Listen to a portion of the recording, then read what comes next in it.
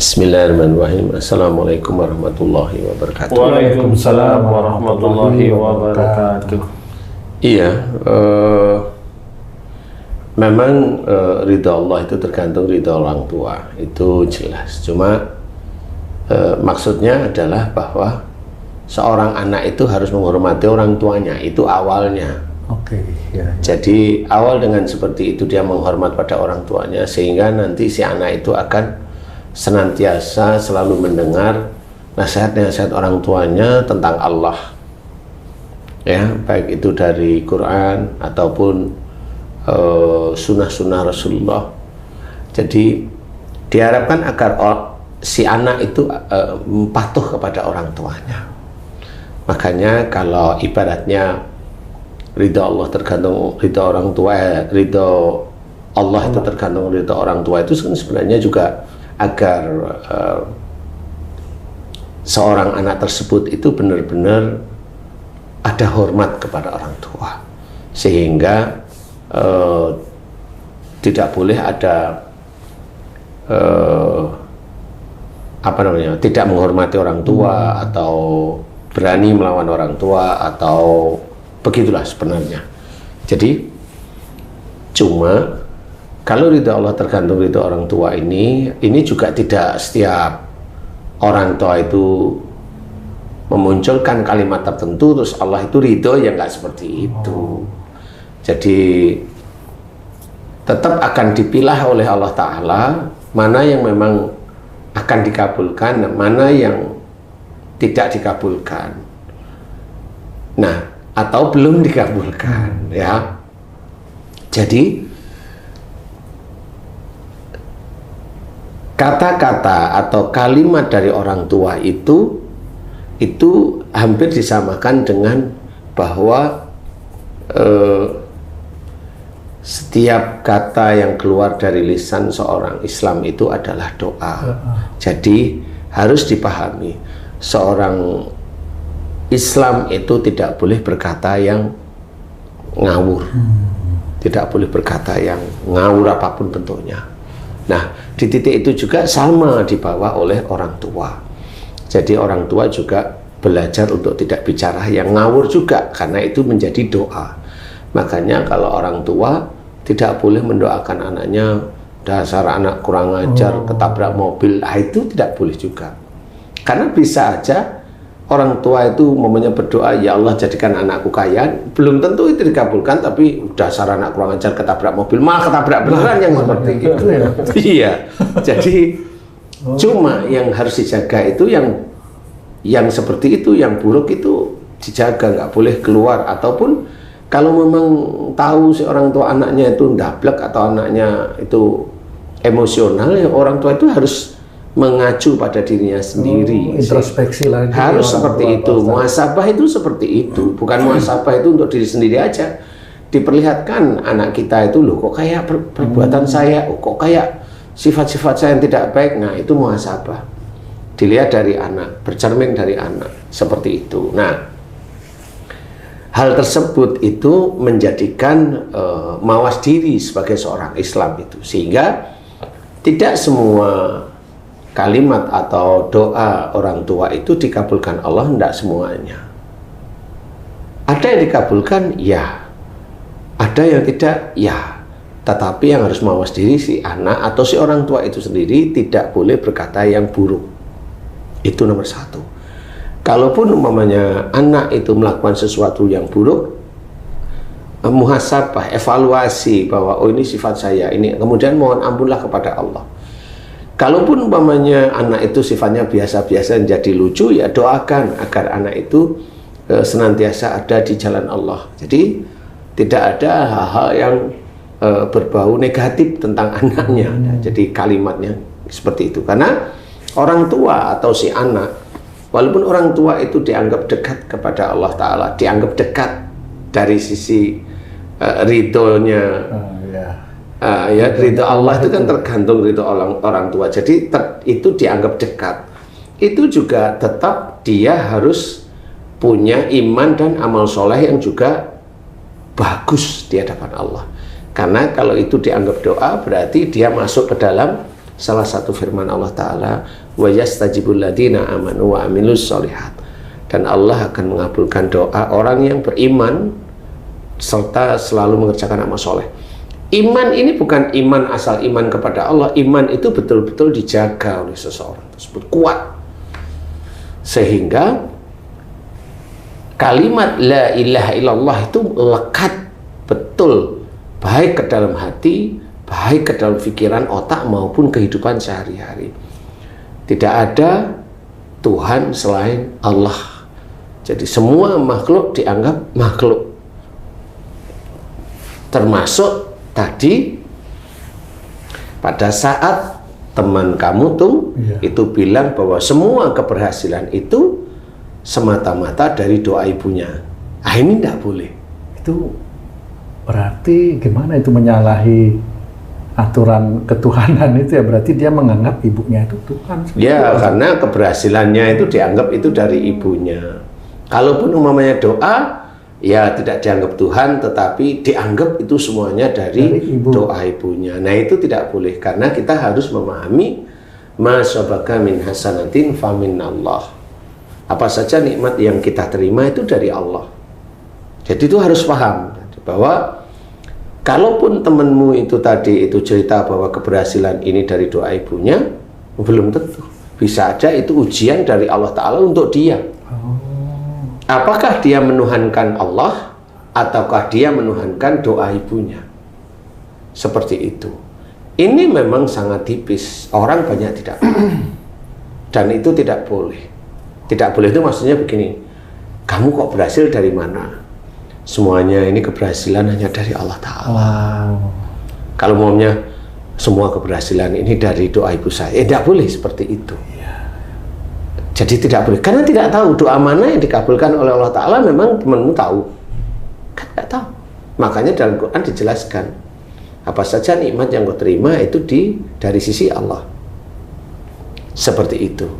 Jadi yang harus kita ketahui itu. Makanya kalimat la ilaha illallah itu orang banyak yang nggak paham.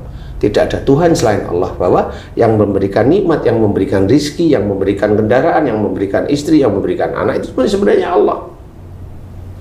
Jadi kalau dia bilang seperti itu, nah, tapi kalau memang mau membicarakan tentang doa ibu, ya apa barangkali Allah memberi saya begini dari doa ibu saya, ya wallahu alam. Nah, itu boleh, masih boleh seperti itu.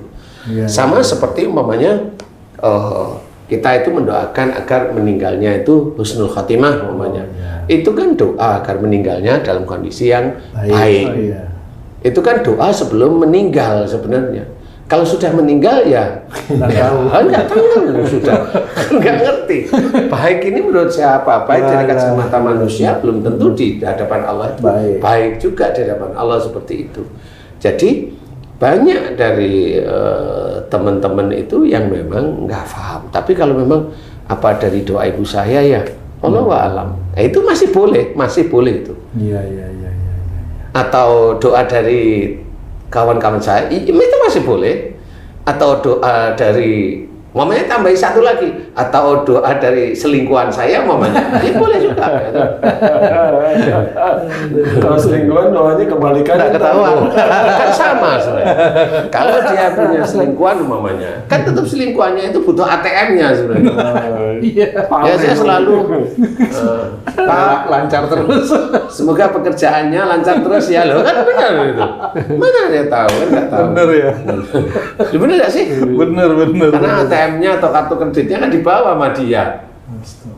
Nah, itu nggak tahu, makanya kita tidak boleh menjustifikasi langsung bahwa kita tidak diberitahu oleh malaikat Jibril bahwa itu kamu nikmat itu karena doa ibumu, ya nggak pernah kan gitu. Allah memberitahu juga nggak akan mungkin, kita manusia kan gitu ya.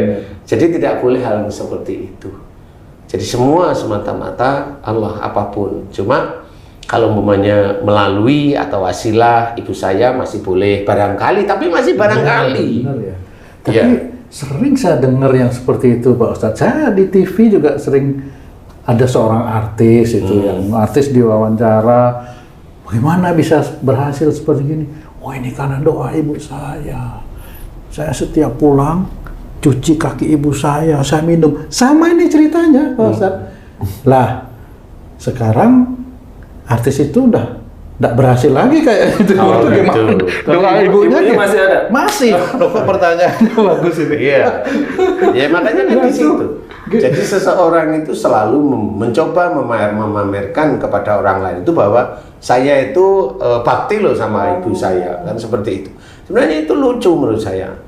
Satu sisi kalau kita dilihat dari sisi agama kita, agama Islam dalam syariat, ada nggak mencuci kaki kemudian air cucian diminum? Nggak ada. Kalau itu dianggap budaya, monggo.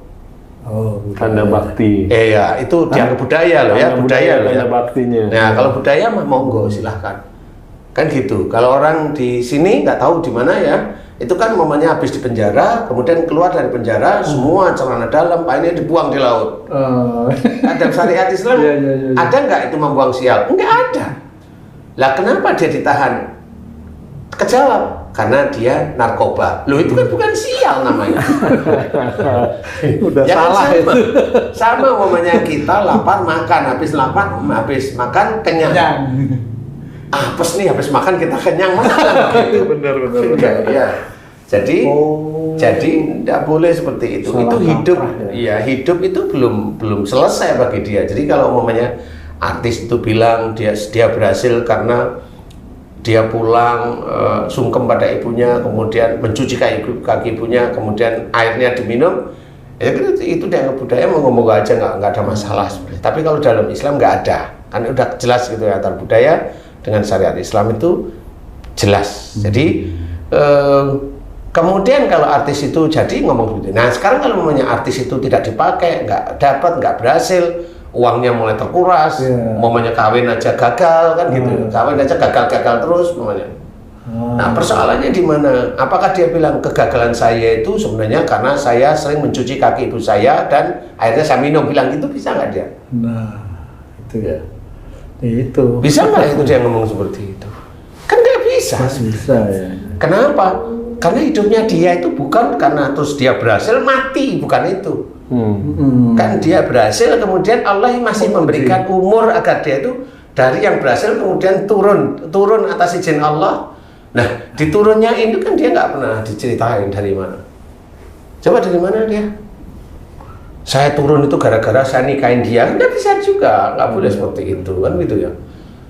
Saya turun itu gara-gara, tidak ada gara-gara itu. Itu Allah aja mengizinkan dia turun, rezekinya mulai habis seperti itu. Jadi semua hal kebaikan itu dari sisi Allah. Jangan kita mengaku-ngaku kita atau mengaku orang lain. Umpamanya kamu berhasil, saya bilang Otung itu berhasil karena dulu saya tolong, itu saya tidak boleh, itu dosa. Itu saya merasa saya menuhankan diri saya, itu nggak boleh. Dan umpamanya kamu berhasil ya nggak perlu cerita. Kalau umpamanya kamu berhasil itu dulu pernah saya bantu, nggak perlu diceritain. Biarkan cerita ini hanya saya dan Allah. Lu kamu boleh nggak? Oh nggak perlu kamu tahu. Kan gitu. Itu urusanmu dengan Allah kan begitu. Jadi ada seseorang, umpamanya dulu ketemu sama saya hanya sandal jepitan. Umpama orang dari mana nih? Bantul. Kan gitu nih. Ya belajar, dididik baik-baik, akhirnya saya kenalin dengan orang-orang itu. Umpama, kemudian di situ saya support terus semuanya, dia dan keluarga. Nah, pada saat dia itu sudah kenal dengan banyak orang ini, kemudian dia itu umpamanya mau memfitnah saya, umpamanya, menyerang saya, mau dolimi saya dari sisi umpamanya sosial media, umpamanya, kan begitu nih, dengan grup-grupnya, mendolimi dengan fitnah dan sebagainya. Umpamanya saya yang dulu membantu dia karena Allah Ta'ala, saya membantu karena Allah. Kenapa? Saya nggak pernah minta sama dia. Nah, di titik itu saya tahu umpamanya, kemudian saya, ya sudah tidak apa-apa, memang ini nas yang baru saya jalani dari Allah Ta'ala. Ini nggak apa-apa, dia mau fitnah, dia mau khianat, dia mau ngomong jelek di medsos atau bagaimana, silakan, nggak ada masalah kalau saya. Saya tidak terpengaruh dengan dia memfitnah, dia menjelek-jelekan di medsos, dia menjelekkan di grupnya dia menjelekkan semuanya, nggak ada masalah. Kenapa? Ini jalan hidup saya. Memang menurut catatan Allah barangkali saya harus dikhianati sama dia. Nah yang dia mengkhianati, sadar nggak dia khianat? Kan begitu. Kalau dia tidak sadar, oh ya nggak ada masalah. Kan nanti kan di dalam apa namanya, di akhirat itu kan dia juga akan mempertanggungjawabkan apa yang dia lakukan di dunia ini. Kan seperti itu. Nah, seperti itu nggak perlu kita nyesel atau mikir, oh enggak, biasa aja. Itulah ujian. Pernah nggak saya khianat kepada orang? Saya berpikir saya malah nggak pernah merasa saya nggak pernah. Tapi kok dikhianati? Nah bisa aja inilah ujian dari Allah Ta'ala melalui apa? Melalui yang sering saya alami atau kerjakan sesuatu yang baik. Barangkali memang saya harus menjalani ujian bentukannya fitnah yang keji istilahnya. Tapi saya santai aja nerima. Kenapa? Allah akan melihat, malaikat Raqib dan Atid itu akan mencatat saya. Kalau mamanya si Danu itu difitnah oleh dia mau apa hatinya? Kan gitu. Malaikat Atid siap mencatat. Tapi kalau saya enggak ada masalah sama difitnah, ini enggak ada masalah. Hati saya Allah pasti tahu. Bukan hanya ucapan tapi ke hati langsung. Iya, ke hati langsung. Ya Allah tahu bahwa saya nggak akan gigrik apa? Gentar dengan seperti itu. Saya membalas enggak. Enggak, saya enggak membalas. Nah, seperti itulah itu ujian. Jadi tidak perlu itu dibesar-besarkan dengan gini. Oh enggak, tapi ini namanya ada cerita seperti itu. Dan banyak hal tersebut. Banyak yang kita akan menghadapi hal tersebut. Makanya yang harus kita ketahui adalah bahwasanya seseorang itu berkata, kalau dia muslim, hati-hati perkataan orang muslim itu adalah doa.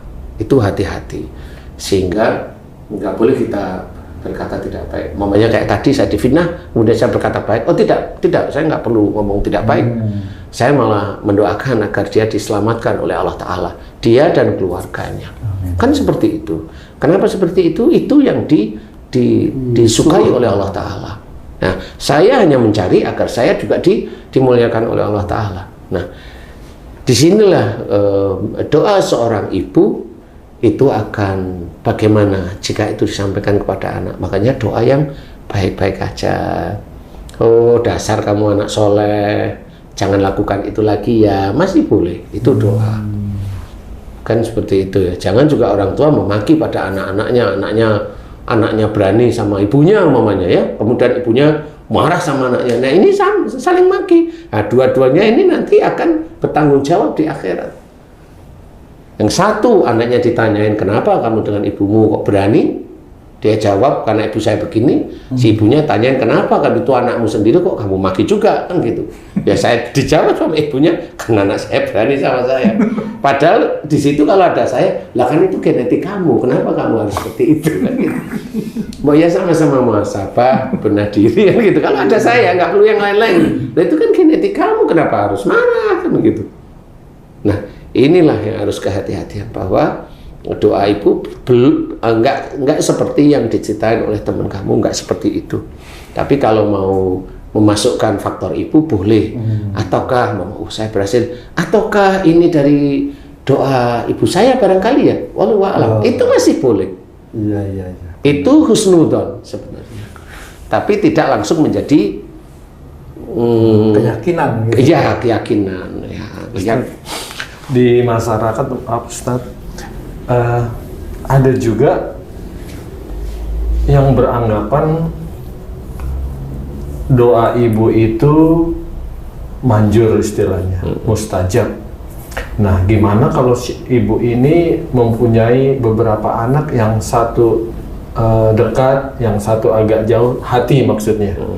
Apakah kedekatan dan kejauhan hati seorang ibu ini juga dalam berdoa mempengaruhi dikabulkannya doa tersebut, Ustaz?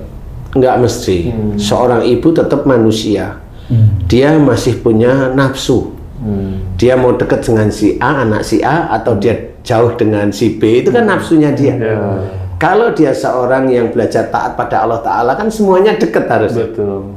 Nah, kalau sudah begitu dia jauh dengan yang satu, umpamanya dia dekat dengan yang ini belum tentu yang dikabulkan itu yang dekat. Memang si ibu itu tidak mendoakan si yang jauh, tapi Allah bisa aja mempersiapkan yang jauh itu dengan ibunya itu malah besok itu yang berhasil. Walau alam ya, ini ada cerita dan itu yang sering saya amati dari beberapa ayat pengalaman saya. Jadi orang yang dijauhi oleh orang tuanya bisa aja besok berhasil. Benar pada waktu dia dekat sama anaknya, didoain, dipuja-puja, dibanggain.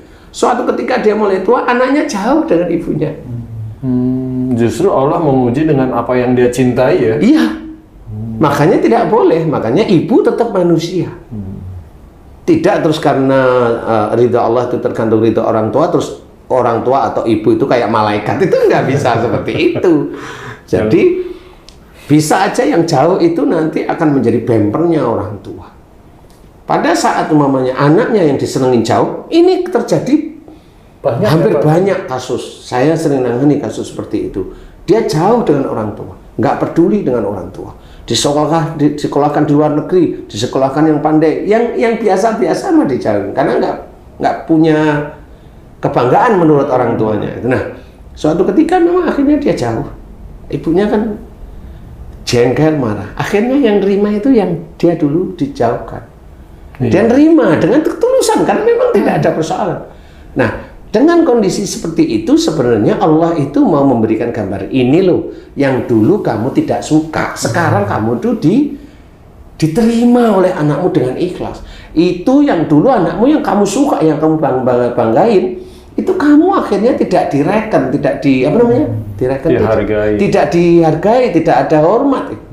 Itu sebenarnya pelajaran dari Allah Ta'ala untuk orang tuanya yang memang notabene dulu dia pilih-pilih. Seperti itu, makanya kita tidak boleh sebagai orang tua semua anak sama. Yang pintar, ya alhamdulillah kepandaian anak kita yang pintar itu dari Allah, bukan dari pandainya kita mau nyelain. Enggak, kasih semua anak-anak itu ada pelajaran agama, itu yang terbagus sebenarnya. Pelajaran-pelajaran yang umum biasa itu hanya sebagai bersosialisasi aja menuju ke arah kepandaian besok. Yang penting agama itu nomor satu. Masalah dia sekolah di negeri atau sekolah swasta itu urusan Allah aja. Apalagi sekarang sekolah negeri udah di zona-zona, kan pusing jadinya. Iya. Kan gitu. Jadi istilahnya itu kita itu udah mencoba untuk berharap pada Allah Ta'ala, masih aja dipager-pageri dengan zona. Itu kan sama, itu orang pakai zona-zona itu kan orang yang merasa dirinya Tuhan sebenarnya. Kalau saya seperti itu, ya, merasa dirinya Tuhan, dia hebat gitu loh. Enggak. Nanti orang akan mengkelaskan sendiri-sendiri kok otomatis. Tapi ya dia merasa dirinya Tuhan ya seperti itu, walaupun udah pernah disemprot sama presiden. Ya. Nah, di titik inilah sebenarnya kita harus memahami bahwa kita sebagai orang tua juga tidak asal ngomong kepada anak-anak kita. Semua anak-anak kita doain yang baik semuanya. Yang kurang mempunyai emosional ya dielus, jangan seperti itu, jangan seperti itu. Kalau emosionalnya dari istri ya dikasih tahu istri, tuh kamu itu gini, jangan di depan anak, siapa tahu nanti istri itu malu, kan seperti itu. Kalau nanti itu anak itu emosional dari kita suami ya kita ngerti, kemudian ya mohon ampun kepada Allah, selesaikan mohon ampun kepada Allah Ta'ala, karena Allah itu yang menciptakan anak-anak kita.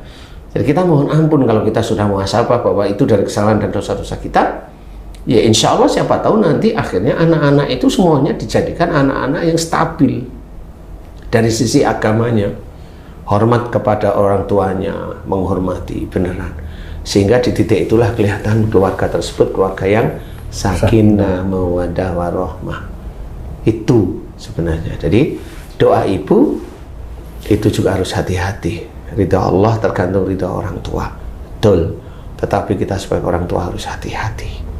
Jangan merasa kita hebat, bangga dengan anak-anak kita, ndak. Jauh dengan anak yang tidak berprestasi, ndak boleh.